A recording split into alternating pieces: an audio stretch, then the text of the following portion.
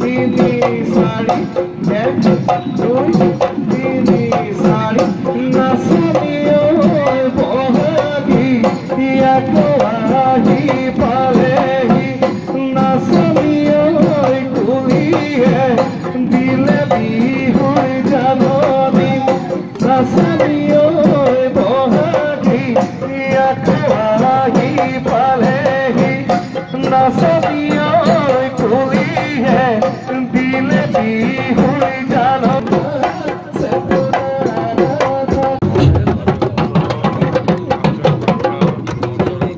আমাৰ এই বিকাশ আৰু বিহুৰ কৰ্মশালাৰ উদ্বোধনৰ প্ৰাক মুহূৰ্তত আমাৰ মাজত উপস্থিত হৈছে অসম সাহিত্য সভা মৃত্যুলা সাহিত্য সভাৰ প্ৰাক্তন সভাপতি শ্ৰদ্ধেয় শ্ৰীযুত প্ৰভাত বৰুৱা ডাঙৰীয়া।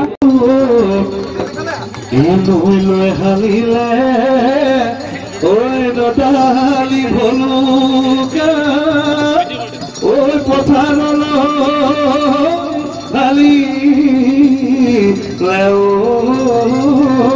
কাক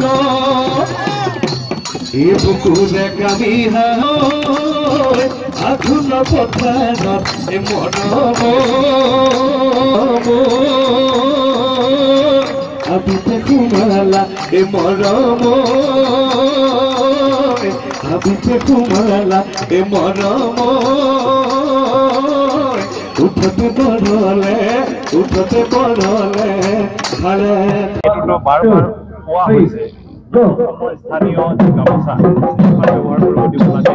এতিয়া অনুষ্ঠানসমূহে যেতিয়া কোনোবাই আকস্মাত আনি দিয়েহি তেতিয়াতো আৰু লজ্জাজনে আপত্তি কৰিব নোৱাৰে। এই ক্ষেত্ৰত উদ্যোক্তাসমূহ তেওঁলোকে অধিক সতৰ্ক হ'ব লাগে।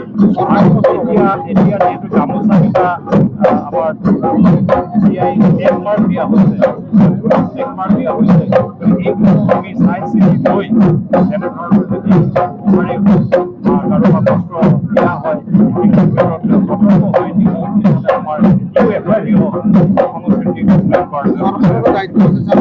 সংস্কৃতি নিশ্চয় আছে। আমি অসম সাহিত্য সভাৰ ভাৰতৰ ঘৰে মাৰি কথা কৈ আছো বা অসমৰ বিভিন্ন জাতীয় অনুষ্ঠানে বা সমাজ ক্ষেত্ৰৰ ব্যক্তিবৃন্দই এই বিষয়ে সতৰ্ক কৰি দিছে। তথাপিও বিভিন্ন সম্বন্ধ বা বিভিন্ন ধৰণৰ কিবা যিটো দেখা গৈছো যিটো আমাৰ কাৰণে যেতিয়া কুলি চৰাই মাত দিয়ে আচলতে আহেই। কিন্তু যিয়ে নহওক মেঘে যেতিয়া গৰজে বতাহে যেতিয়া ধুমুহাৰ আগজাননী দিয়ে তেতিয়াও বিহু আহে।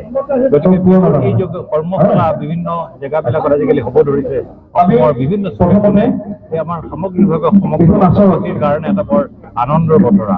আৰু মই ভাবোঁ যে নৱপ্ৰজন্মক যি ধৰণে বিহু কৰ্মশালা পাতি পেলাই এই প্ৰশিক্ষণ দিয়া হৈছে এই প্ৰশিক্ষণৰ যোগেদি আমাৰ সংস্কৃতি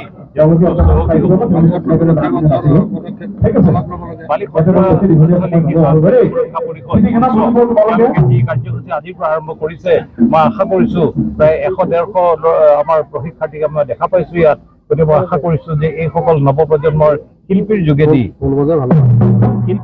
কিন্তু অসমীয়া সংস্কৃতিয়ে এটা সময় যথেষ্ট গা কৰি উঠিব। নিশ্চয় আজি নিজেও যিটো আমাক জনোৱা হ'ল ঢোল বাদন কৰিবৰ কাৰণে বহু বছৰ দাঙি লৈছো। গতিকে এই সংস্কৃতি আমি সকলোৰে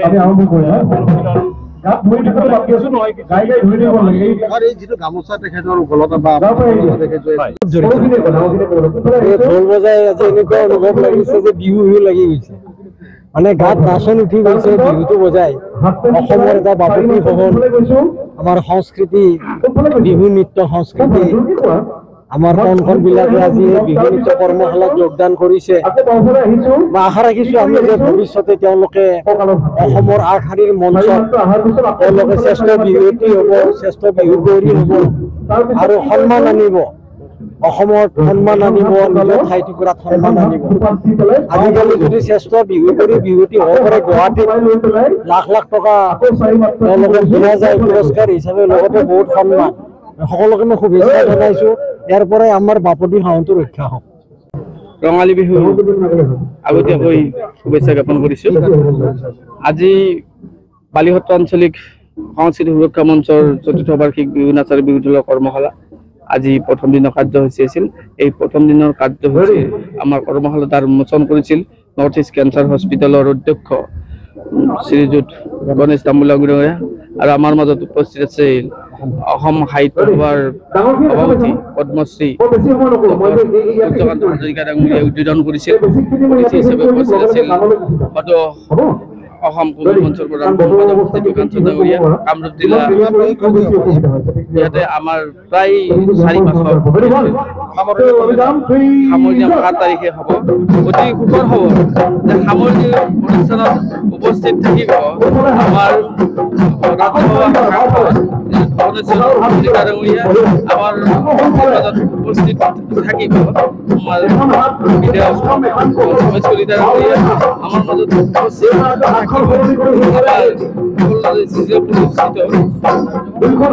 অঞ্চলৰ চতুৰ্থবাৰ্ষিকী বিহুনাচ বিহু কৰ্মশালা আজি 4 বছৰে আমি উদ্দীপনা কৰি আহিছোঁ।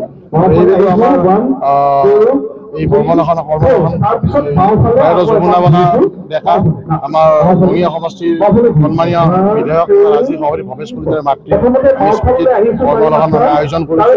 আৰু আমাৰ বালিসত্ৰ অঞ্চলৰে নহয়, আমাৰ ওচৰ চুবুৰীয়া পৰা আমাৰ পশ্চিম বৰ্গীয় বজাৰ বিভিন্ন ঠাইৰ পৰা আমাৰ ল'ৰা ছোৱালী ইয়াত আমাৰ পৰীক্ষা ল'বলৈ আহিছে। অভিজ্ঞ পৰীক্ষক বিজয় ভৰালীৰ দ্বাৰা আমাৰ পৰীক্ষাৰ আমাক গ্ৰহণ কৰা হ'ব আৰু উৎসাহ আৰু উদ্দীপনা আমি এই পৰীক্ষাটো আমি মানে অপ্ৰাণ চেষ্টা কৰিছোঁ।